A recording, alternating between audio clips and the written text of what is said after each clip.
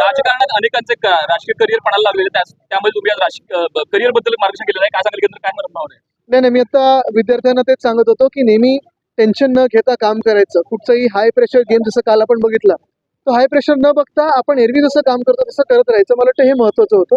ते मी थोडं जे काही माझ्या जीवनात थोडं थोडं शिकत असतो ते मी त्या विद्यार्थ्यांना सांगितलं. काल देवेंद्र फडणवीस म्हणाले की जसं भारताने मॅच जिंकल्या तसं विधानसभेत आम्ही मॅच जिंकू.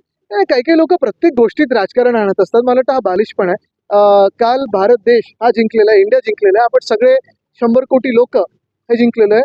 आणि मला खास करून बरं वाटलं जेव्हा राहुल द्रविड यांना आपण पाहिलं इमोशन दाखवताना. कारण बॉल म्हणून जे नेहमी पॉप्युलर झालेत, आम्ही मोठं झालो त्यांना बघत, म्हणजे ती सगळी टीम बघत. खरोखर मनाला बरं वाटलं जेव्हा त्यांनी त्या वर्ल्ड कपला हात लावला, वर्ल्ड कप उचलला. एक आनंदाचा क्षण होता. परत रोहित शर्मा यांच्यासाठी आनंदाचा आहे. सूर्यकुमारने खूप उत्तम कॅच घेतला.